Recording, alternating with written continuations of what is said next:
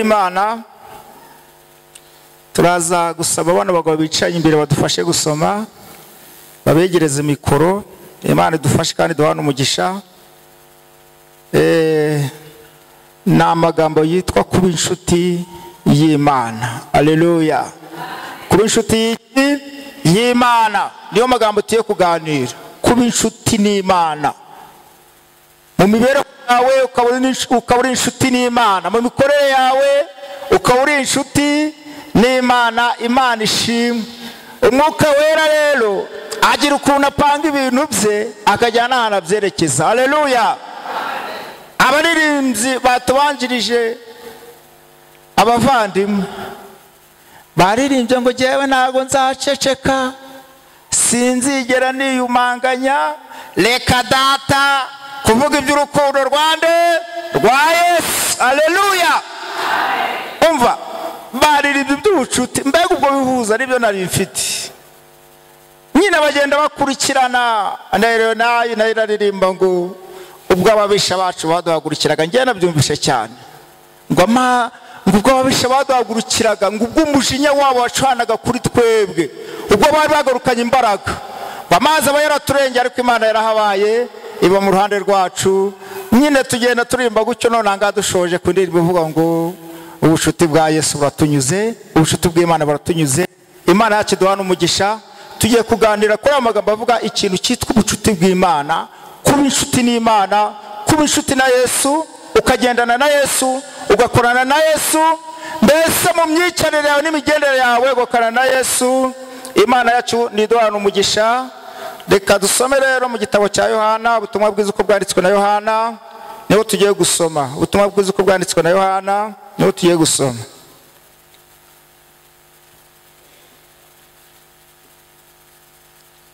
Navuze ngo bano bagabo mubahirize mikoro baradufasha gusoma.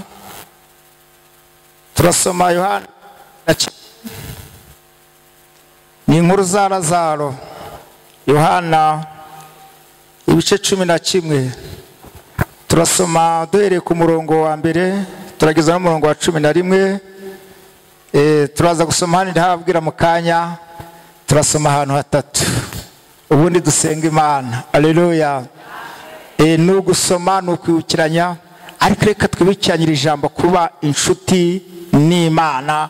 Imana yacu duhana umugisha. Reka mwene data dusomere mu izina rya Yesu. Dusome Yohana ibice 11 murongo wa mbere. Haravuga ngo hariho umuntu wari urwaye witwaga Lazaro w'Ibetaniya, ikirorero cy'iwabo wa Mariya na Marita mwene se. Mariya uwo niwe wasize umwami Yesu amavuta ku birenge akamuhanaguza umusatsi we. Musaza w'uwo ni Lazaro, wa wundi wari urwaye. Nuko bashiki be batuma kuri Yesu bati, databuja uwo ukunda ararwaye. Yesu abyumvise aravuga ati, iyo ndwara si yo kumwica, ahubwo niyo guhimbarisha Imana no gutuma umwana w'Imana ahimbazwa. Yesu yakundaga Marita na mwene se na Lazaro. Nuko yumvise ko arwaye asibira kabiri aho yarari. Maze iyo minsi ishize abwira abigishwa bati, dusubire i Yudaya. Abigishwa baramubaza bati, mwigisha, amambere abayuda bashatse kuhaguterera amabuye, none usubiyeyo? Yesu arabasubiza ati, mbese umunsi ntugira amasaha 12? Ugenda ku manywa ntasitara kuko haba habona, ariko ugenda nijoro arasitara kuko haba hatabona. Avuze atyo aherako arababwira ati, inshuti yacu Lazaro irasinziriye, ariko ngiye kumukangura. Amen. Amena. Turi ku ijambo rivuga ubushuti bw'Imana. Hano dusomye aya magambo avuga ngo hari umuntu ngo wari urwaye witwaga Lazaro ahantu bita Betaniya.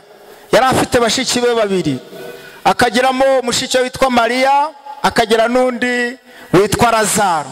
Aba bashiki ba Yesu nabo ubwo bari inshuti zande za Yesu, kuko kuri Mariya hano Bibiliya yavuze ngo Imana ishimwe. Haleluya, haleluya, amena. Kuri Mariya Bibiliya yavuze ngo uyu ni wa wundi wasanze Yesu ngo ajyana amavuta meza y'igiciro cyinshi. Usomye agana hirya mu Bibiliya avuga ngo nta mavuta ngo yerayo wakomoka mu gati kitwa narada, ngo yasuka ku birenge bya Yesu amuhanaguza umusatsi we.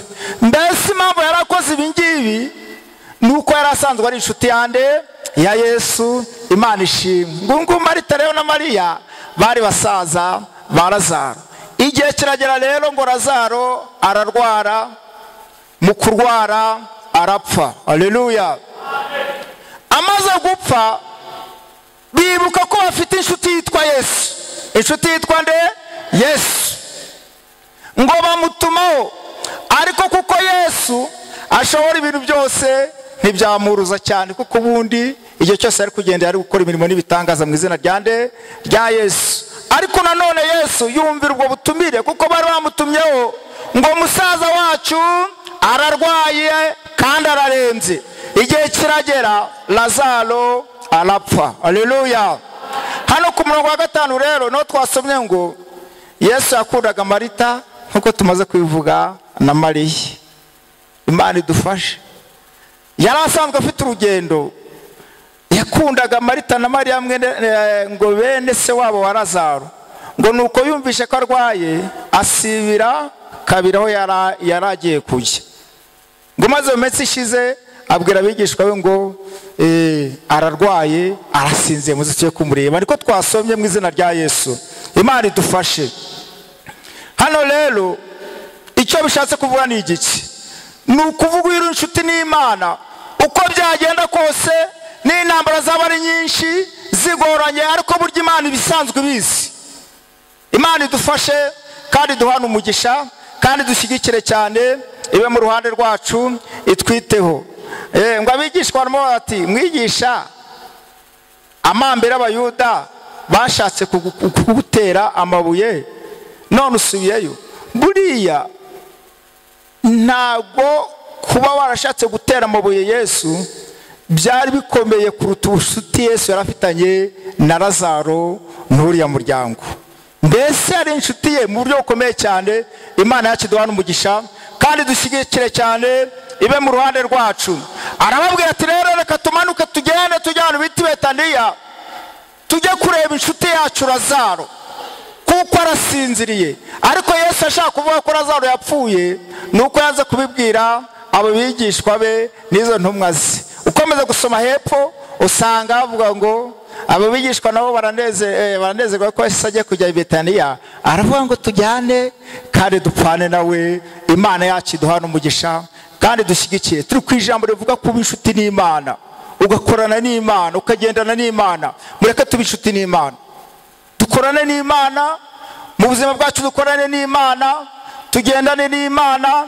Naho byaba bikomeye gute uri inshuti y'Imana, nta kintu byawutwara mu izina rya Yesu. Nta kintu kiremeye kuturupfu, ari ikintu kiremeye kuturupfura nacyo. Ariko uri inshuti na Yesu, Yesu araza akabigenza neza. Uburwayi araza akabukoraho, ubukene araza akabukoraho, mbese ibintu bikagenda neza mu izina rya Yesu. Imana yacu nishimwe. Nta bintu bijya kugera ubwoba Yesu. Mupfa kuba muri iki? Muri inshuti. Ukorana nawe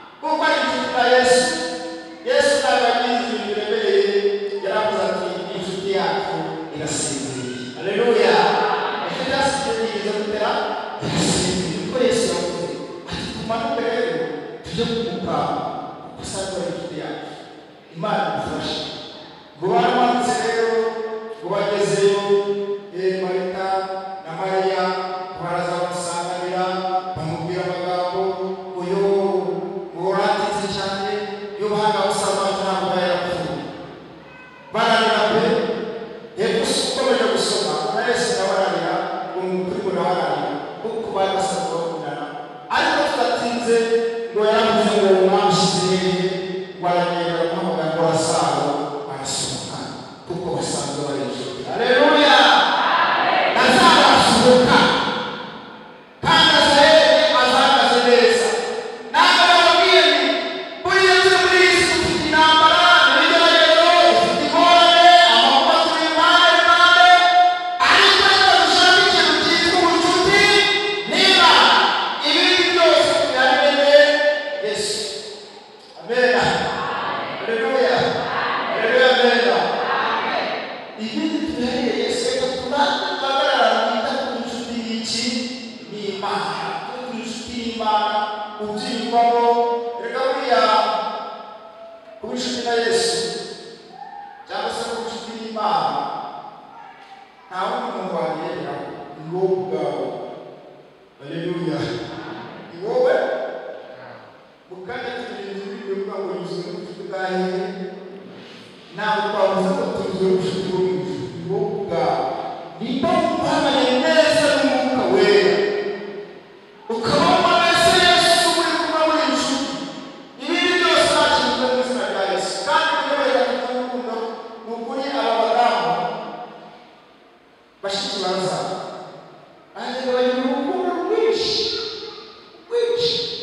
ariko buriya iyo tuvuga ikintu cy'ubucuti harimo n'akandi kantu kitwa urukundo. Ntabwo wagira ubucuti udasanga umukunda nibyo kandi hari ibintu bigaragaza ikintu cyitwa iki urukundo. Uri kubyumva neza aba bashiki baraza aho ngaho bakundaga Yesu ndetse baraza bakundaga Yesu. Niyo mpamvu mu byaha by'uburwayi nubwo badatinze kuza ariyo muntu wumvisha bamuhamagara bakamutabaza ati turengere kandi tugire neza. Muzibuke n'umubyeyi witwa Mariya niyo babasha kujya ku gituro bwa mbere izo nkuru nazo bazindutse bazisoma ageze ku gituro cya Yesu bwa mbere uzi ko Yesu nyine yapfuye baramutwerera kubamba umusaraba bamaze kubambara apfa ubundi bajya kumushyingura mu mva ye nyine yaratunganije ariko ko yari asanzwe ari inshuti n'abo babyeyi n'abo bakobwa Marita na Mariya umuntu wagezeho bwa mbere witwa Mariya. Abantu basoma izo nkuru uzasobanukirwa biga mu butumwa bwiza bwa Yohana ngo Mariya agezeyo ngo yagiye kureba asanga igitare kirakinguye yitegereje mu mva ngo barimo umwami Yesu ni ukuri aramubura. Uri kubyumva aramubura amaze kumubura cyangwa iruhande babona abamarayika babiri bahagaze iruhande ngo arimo kurira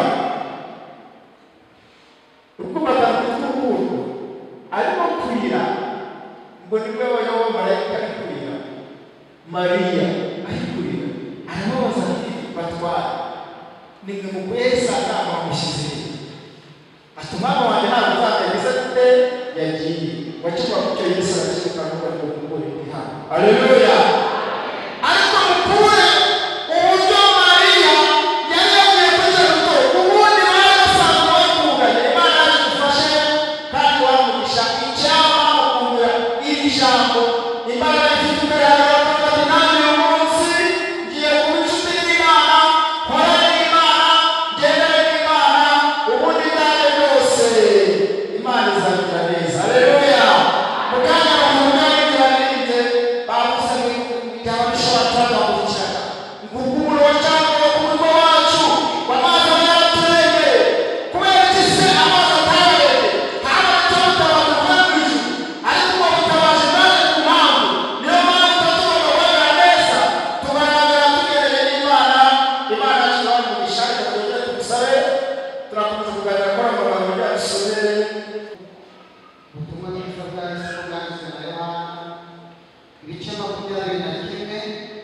umurongo wa mbere haranditse ngo Yesu yiyereka abigishwa be ku nyanja ya Tiberiya.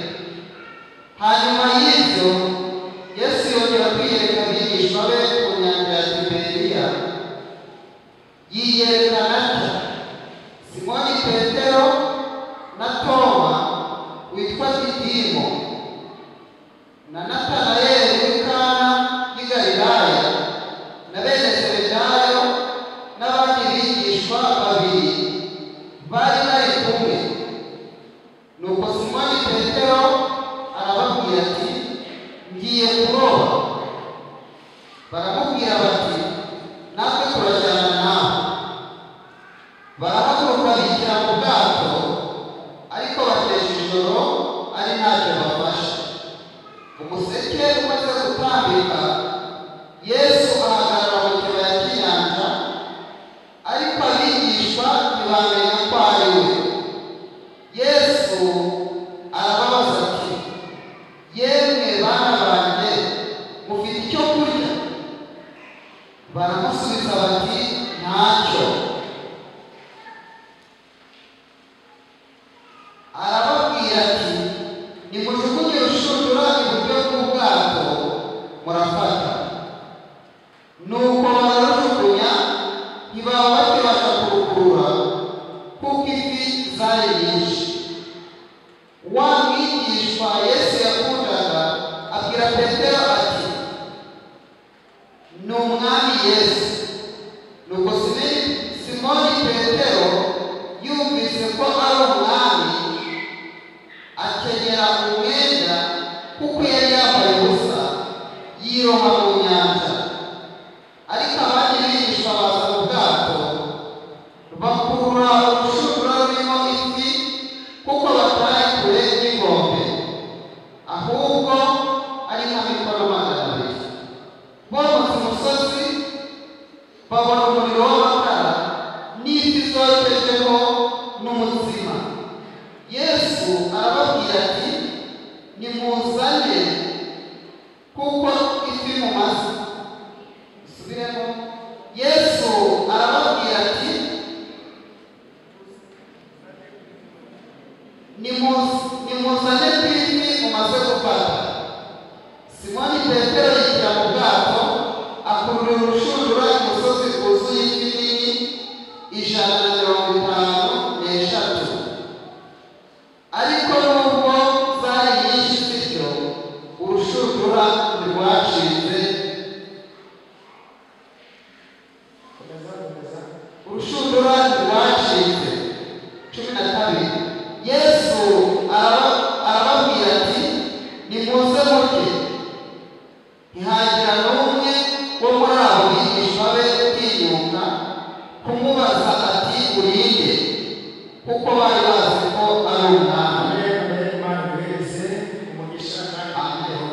Abigishwa intumwa za Yesu urukundo rw'Imana, avuga abigishwa ubundi bari bari mu gihe kibi, igihe cy'amajune. Ubuzima bwa Yesu yarabaze kuzuka, agenda bamwicira mu buryo butandukanye. Imana ishimwe, haleluya. Akagenda baganiriza amagambo bakomeza. Igihe kiragera rero bicaye hamwe, twasomye hano bicaye hamwe, umuntu witwa Petero yicaye hamwe n'umuntu witwa Toma n'umuntu witwa Natanayeli. Ngo n'abandi bigishwa Yesu yakundaga. Imana idufashe hamwe n'abandi bigishwa babiri. Ibyango byose buriya wenda n'uko mwita ivuga, wasangaga bari baza kutura bizagenda gutya, amaherezo azaba yaje. Imana itugeneze. Ikigiye ni cyaje bagatarahabwa umwuka wera. Noneho Petero arababwira ati ngiye kuroba. Ndamanutse ngiye kuroba. Burya Imana neza Petero yari amuvanye mu bwato,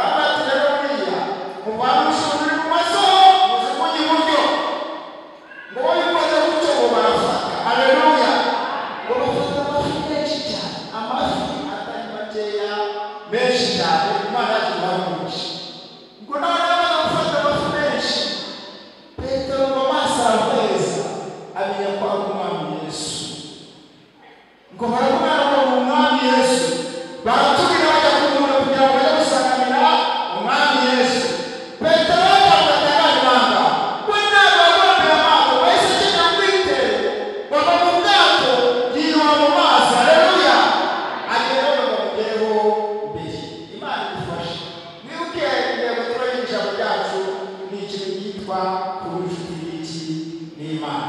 Ariko rero ufite n'Imana, Imana idushyigikira. Mureke tube inshuti n'Imana, tugendane n'Imana, dukore n'Imana, Imana izatugirira neza. Haleluya. Ahangaha Yesu yabahamagaye aravuga ati mbega abajyana ikintu mwabonye, buriya iyo umuntu nawe abishobora kuba bicaye mu iteraniro, n'ukuri byashoboka ushobora kuba wicaye muri iri teraniro, Imana idufashe. Yesu umugabo wahamagaye afite n'ahantu yamutetse. Byashoboka kandi byashoboka.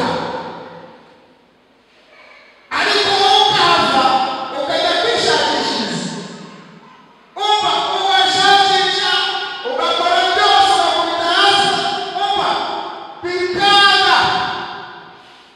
Nawe wigirirwa na Yesu barabyaye ngo mufashe kuzete biranga. Ariko kuko Imana n'urukundo kandi mufatanyije mufite umubano mwagiranye, ntabwo yakureka igihe gikwiriye rero. Haleluya. Haleluya. Muri Imana igihe bizakubwira ngo mbese Imana wabyaye kibaho kugaruka. Imana n'urukundo, Imana yatwarugisha kandi dushyigikiye uruhare rwacu. Imana yacu yishimye. Turi gusoza rero ku kino cyigisho cyacu cy'amasiya y'amagambo tukuganira, tugiye gusoma hano ahantu hamwe. Imana idufashe. Nakomeje mbaganiriza n'inshuti n'Imana. Ni gute umuntu yaba inshuti n'Imana byimbitse, ukava mu myenda inshuti y'Imana, ugiye guhorana n'Imana, nsanzwe nsenga, nsanzwe n'umukozi w'Imana, nsanzwe Yesu yampamagaye, ahantu wenda hari ukuntu waba usubiza neza, ukumva bituzuye neza. Imana itwiteho, Imana idushyigikire. Reka nabisomere amagambo turasorezaho. Turasoma mu gitabo cy'Abami ba kabiri, igitabo cya kabiri cy'ibintu by'Abami. Ni amagambo tugiye gusorezaho tugasenga Imana. Tugasenga Imana. Tugasenga muri iryo jambo ryitwa n'Imana. Imana idufashe. Igice cye arasoma umurongo 8.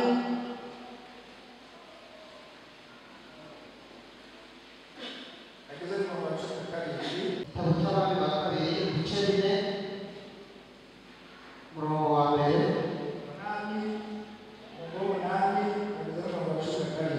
Some umurongo haranditse ngo iby'umugore w'Ishunemu. Bukeye Elisa arahaguruka ajya i Shunemu. Hari umugore w'umukire aramuhata ngo ajye iwe gufungura.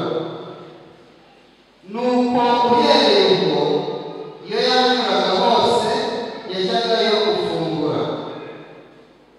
Bukeye uwo mugore abwira umugabo we ati, mbonye ko uyu mugabo uhora tunyuraho ari umuntu wera w'Imana. None ndakwinginze twubake akumba hejuru y'inzu, tumushyiriremo uburiri n'ameza n'intebe n'igitereko cy'itabaza, maze uko azajya aza kudusura ajya acumbikamo. Hariho ubwo yaje bamucumbikira muri ako kumba aryamamo. Abwira umugaragu we Gehasi ati, mpamagarira uwo Mushunemukazi.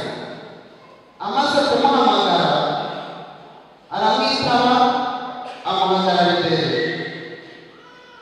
Abwira umugaragu ati, mubwire uti, dore ineza watugiriye yose, mbese twakwitura iki? Urashaka kumenyekana ku mwami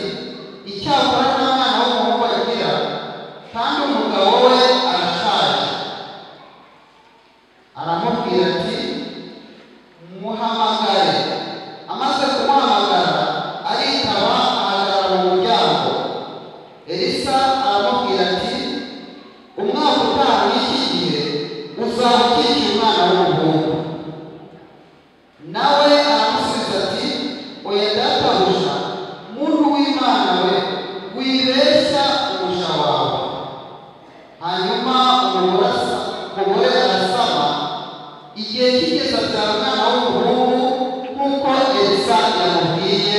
Amen. sawa n'ukuri twakomeje dukomeza tuvuga iki kigo cy'ubucuti n'Imana, kugendana n'Imana. Ubundi wakora iki kugira ngo inshuti n'Imana? Mbega wumve wamara umwuka wera ukumva mbese ibyago by'isi n'intambara n'ibindi byose uzatanga gupangira nta kibazo ufite, wakora iki? Wakora iki? Imana idufashe. Watera impamvu imwe Yesu agatanga 99 akaza akadusanga kugira ngo umwana wanjye humura, Imana idufashe. Buriya rero tugomba kuvuga ngo gukizwa n'umuntu kandi neza y'Imana n'umuntu niyo bagakuko yakora kutuko kujya uko bukeye kandi uko niko biri. Ariko nawe usaba ikintu kimwe, usaba kwemerera umwuka wera ukagira icyo ukora. Niba ibintu wishe ukabihindura, niba usanzwe gukora ugatera kwihindura ibintu byo mu mwuka, Imana yacu guhagurisha. Dusomye hano umubyeyi w'umushinga mu kazi. Uyu mubyeyi ngo yari umubyeyi w'umukire ufite ukuntu ameze kandi bose ucisha bugufi, ariko yarabaye hafi y'inzu ngo agakunda kunyura umugore w'Imana witwa Elisa avuye ku murimo w'Imana. Uko bwira n'uko bukeye Elisa agakunda kunyura aho hantu. Uyu mudamu aramwitegereza abona Elisa no ku murimo w'Imana ananiwe, ubundi aragenda amutereta amujyana mu rugo. Haleluya. Amujyanye mu rugo aramugabura uko bwira n'uko bukeye akabigenza gutyo. Ko noneho igihe kigeze atoreta umugabo aravuga ati uyu muntu nawe witegereje neza mbona ko ari umuntu w'Imana, reka tumwubakire akazu ko hejuru keza, tugashyiramo amatara, ku rukuta tuhatera ibipande dushyiramo irangi, ubundi duterekemo ameza. Haleluya. Dushyiramo igitirimusi, dushyiramo igisuperi. Uyu muntu w'Imana uko aje ajya wicara aho gusa. Imana idufashe. Haleluya. Hari abantu bazi gutereka Imana. Nibyo? Haleluya. Hari abantu bazi gutereka Imana kandi hari abantu bazi gushakisha ubushuti. Ntabwo wakwikira gusa. Buriya niyo mpamvu abantu baciye Umwami Yesu, baciye imbabazi z'Imana. Duhamagara abanyabyaha baba mu busambanyi, mu bujura, mu businzi, mu manyanga, mu kubeshya, mbese ibyaha bikorwa mu isi bitandukanye. Ntabwo wakwicara gusa ngo izi mbabazi uzaci. Turaguhamagara ugahaguruka ugatera intambwe ukaza tugasezera mu izina ryawe rya Yesu. N'uyu mudamu rero hari ikintu yakoze, urumva atari yakoze ngo none igihe kigeze umugaragu w'Imana Elisa yicaye hariya amaze gufata icyayi, amaze guhumeka neza. Imana ishimwe. Haleluya. Haleluya. Haleluya. Haleluya. Amaze guhumeka neza abyutse mwanya w'igitara abaza umugaragu we hasi ngo mbese uyu mudamu twamubwira gute? Aramuhamagara amuhamagarira azi hano. Baramubaza ngo urashaka kumenyekana umuyobozi w'igihugu, kuri perezida w'igihugu? Aramuhamagara agashaka kumenyekana ku mukuru w'ingabo. Uwo mudamu we afite byose ashwi yisubira, ariko bagenzuye nyuma basanga nta mwana agira. Nanone barongera baramuhamagara bamuhamagara. Haleluya. Imana idufashe kandi duhagurisha ayo magambo cyangwa mu karirimbo k'ubucuti n'Imana ni tufiya biri hejuru y'ibintu byose. Mbese buriya hari ikintu wakora inshuti n'Imana. Ubu ngubu buriya yagiye neza umugaragu w'Imana Elisa, ariko buriya yatereka ubucuti bwe n'Imana. Imana idufashe. Ndimo negera umusozi.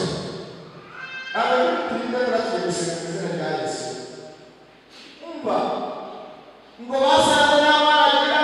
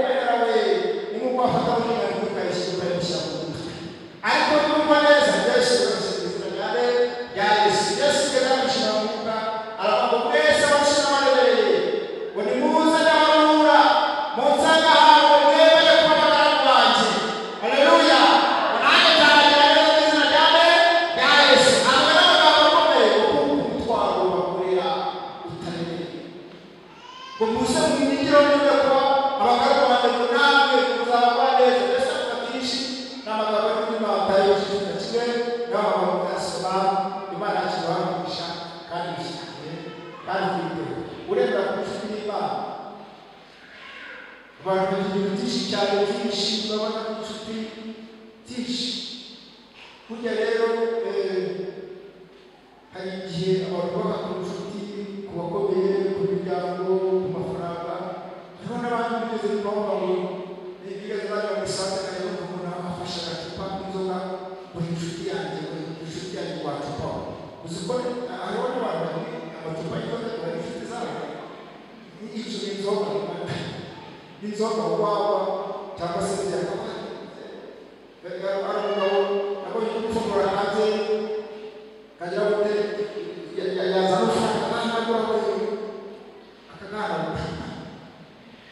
ni inshuti yagize abandi inshuti bagira amafaranga abandi bakagira ibikombe mbese ibyo mwishyura abantu bagira inshuti ni byinshi ariko uyu munsi reka dutware inama ku inshuti Imana yadufashe biriya byose bitorwa natwe tukadutwara Imana yacu ibarurisha kugira ngo isi iratwigisha cyane buriya umwana muto barabagaye ukahanga baba bafite ababyeyi bano bana bato birukaga n'umusingi baba bafite ababyeyi ariko buriya umwana azi ko umwana ukomeye kuri iyi si ari papa na mama umwana mutoya urara akazi ko umwana ukomeye papa na mama impamvu ari ko papa na mama ari umuntu ukomeye nuko papa ari we inshuti ye ya hafi haleluya iyo ashoboye avuga ati Imana ashoboye Imana imuhanurisha ibintu byose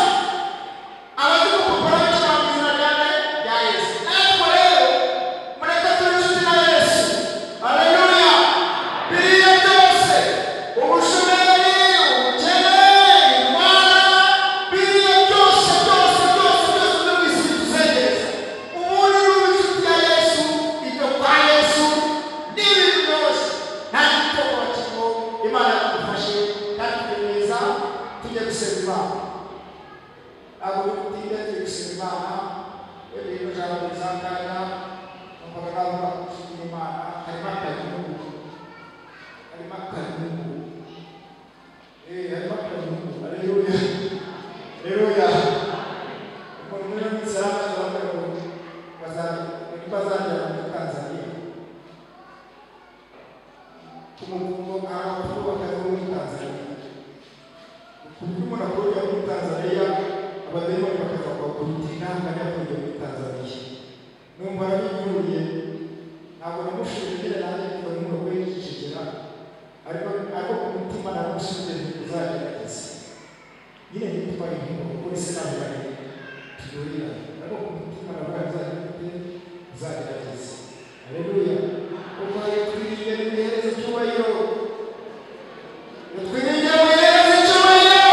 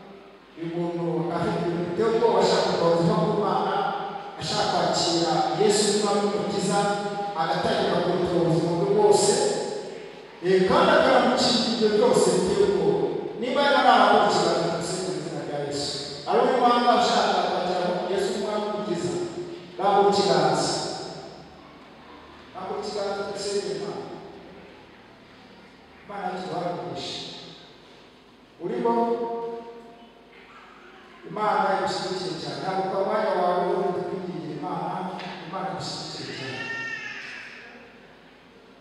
haleluya Imana ihereze umugisha turagushimiye ijambo ryawe rivuga neza ko ritazagera gusa ridashohoje icyo waritumye. Tugushimiye umugambi mwiza wari ufite kuri aba bene data. Ni wowe wabazanye n'umwuka wera wabaranditse kugira ngo baze mu rusengero kumva ijambo ryawe. None umwuka wera hamwe n'ijambo ryawe ribatsinze mu mitima, kandi tugushimiye ko wafashe umwanzuro mwiza wo guhitamo kukwakira ukaba inshuti yabo, ukaba umubyeyi wabo, ukaba umurengezi wabo, ukaba umurinzi wabo, ukaba umutabazi wabo. Turagushimiye kuko umwuka wera abafashije bagahitamo neza. Mwami Yesu, turabazamuye rero tubashyize imbere yawe kugira ngo bagire neza. Bamaze iminsi bari mu butayu, bariyo mu mifatangwe, bariyo mu mihanamanga iyo Satani yarabawujije.